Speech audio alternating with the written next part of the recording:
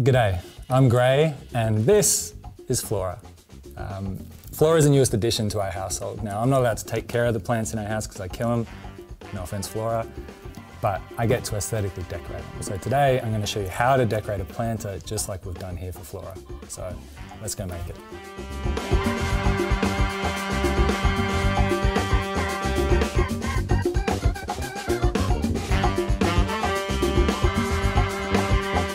Things we'll need for today is a device that's connected to Design Space, planter, obviously, cutting machine, a trimmer, some accessories which we'll get in throughout the job, some paint, a dabber, transfer tape for transferring our design, and our Smart Stencil vinyl.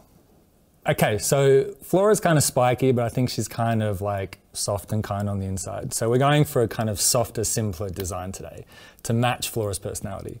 Now, I've gone through Design Space and I've found a ready-to-make project, which I really like. So we're gonna go in here and all we're gonna do is change the name to Flora. Now, color isn't really important, but I want it to look consistent on my screen. One thing I want to do quickly though is just check the size. So I'm going to take Flora carefully out of her little planter. Sorry, girl. And measure how big I want my design. So I don't really have a good measuring tool here. So what I'm going to do is actually use the back of this Smart Stencil vinyl because it's got 1 inch grid on the back. Inches, Americans love it. So I think I want this design to be about 3.5 inches in width. So I'm going to go in here to my width, change this to 3.5. Now, pretty happy with that. I think that looks pretty good. So what I'm going to do is just make sure it's all center aligned, which looks good. And at this point, I think we're ready to make it. So we're going to go over here, click Make It. Now the next thing that pops up on Design Space is it's going to prompt you and ask you, are you cutting on a mat or without a mat? Now because this is a smart material, we don't need a mat, that's why it's smart. So without mat, Cricut Smart Materials only, click Continue. Unfortunately, my design is pretty hard to see, but we kind of know what the spacing is. So what I'm gonna do is rotate it 90 degrees. Now, because I'm gonna be painting through the stencil here, I wanna give a border all the way around the design. So I wanna make sure that I've got about 1 inch outside of that design. Now, that looks pretty good to me. So we're going to go and continue. And now Design Space is going to look to connect to my machine. And first thing it's going to do is it's going to pop up and it's going to ask what material I'm using. So if we click up here and browse for our materials, we're going to type in stencil. Smart Stencil. Little hot tip here. Click this little star and that's just going to save it in your favorites for next time you access. So now that we have Smart Stencil selected, click Done. It's going to prompt you to check and make sure you've got everything set up in your carriage right. So no tool in clamp A, fine point blade in clamp B, and then load material. So we've got nothing in clamp A, we've got the fine point blade in clamp B, and we're ready to load our material. So I'm going to press it up and make sure it's against these rollers on the left and right side. And I'm going to apply even pressure. And I want to do this when I click load because if I don't, this is what's going to happen. So now I'm clicking load. And the machine's going to go through its pre-feed cycle. So what it's going to do is it's going to load the material, make sure that the length of it is long enough for the design that we've got, and cut out our design. When we're ready, it's prompting us to click go, and now the magic happens. And it's finished. So we're going to cut it down now, and like I said earlier, we want to keep about an inch or so of buffer around the whole design, just so that we've got room for when we're applying our paint. So trimming down my material just a little bit, just a little bit. Okay, that is pretty good.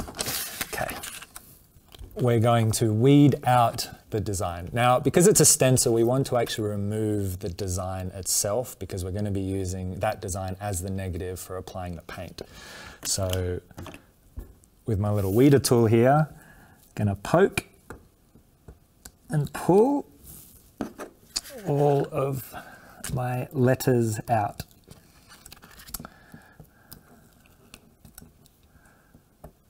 Now what I'm going to do is I'm going to transfer my design onto the transfer tape, because then we're going to get onto the planter. So here we go.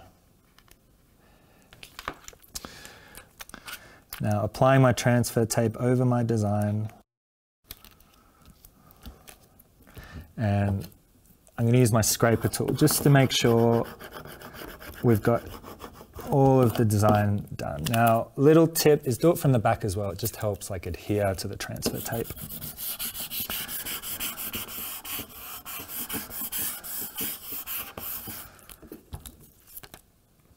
And then we're ready to take the backer off the Smart Stencil.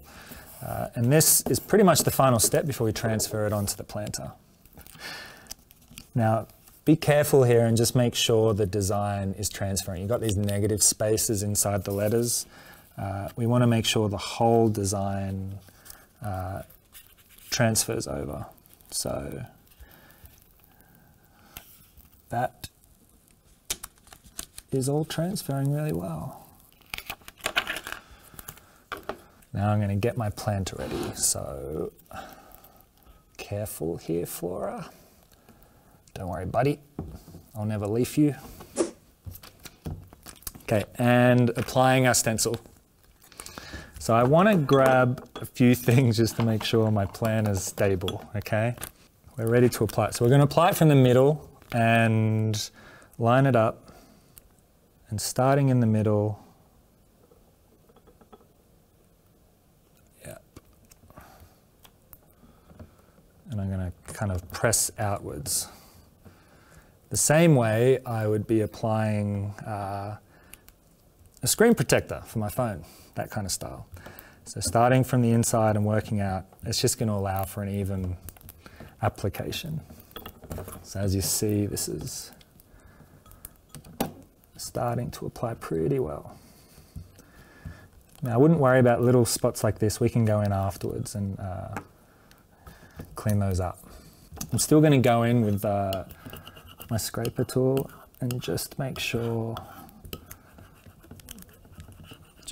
I've got good adhesion, particularly around the letters, because the letters is where it really matters, because that's where we're applying paint.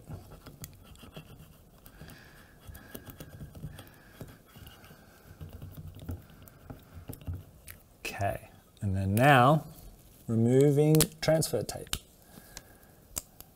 And again, you don't want to go too quick, because you want to just make sure your design adheres really well and transfers.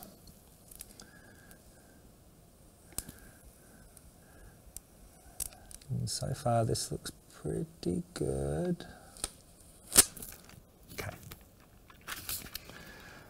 I'm just going in and making sure everything looks good.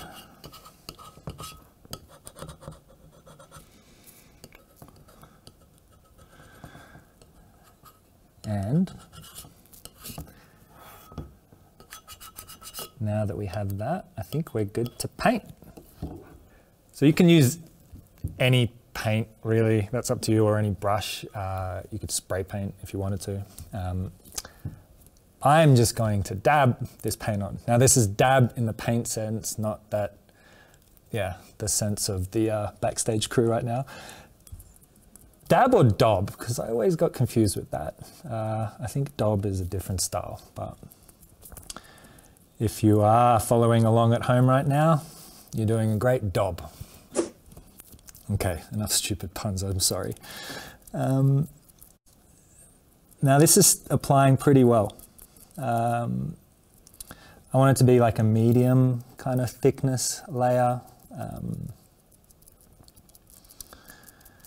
And just make sure I get all of my design in there.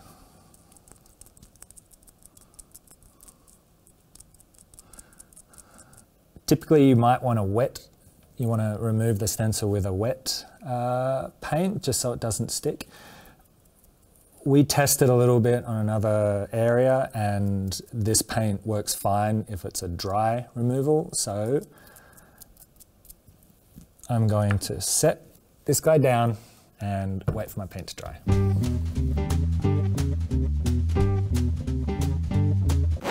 Oh, you just caught me watching my paint dry. Lucky for you, you didn't have to watch that, but it's dry. So we get to remove the stencil now. So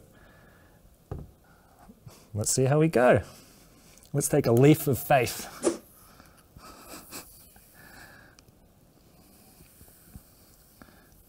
That's transferred pretty well.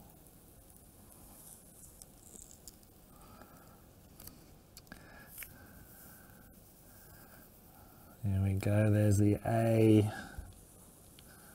R, O,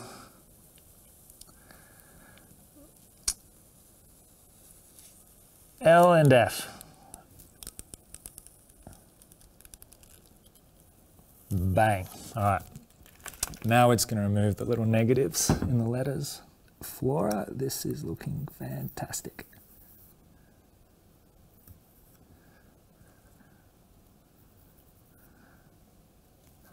Let's get you in there. And there you have it. There's Flora, happy as you want, in a new planter. Looking pretty fly for a cacti. So I had fun making this. I hope you did too. As you saw, I made a few little boo-boos. It doesn't matter, you can just take it off and reapply it.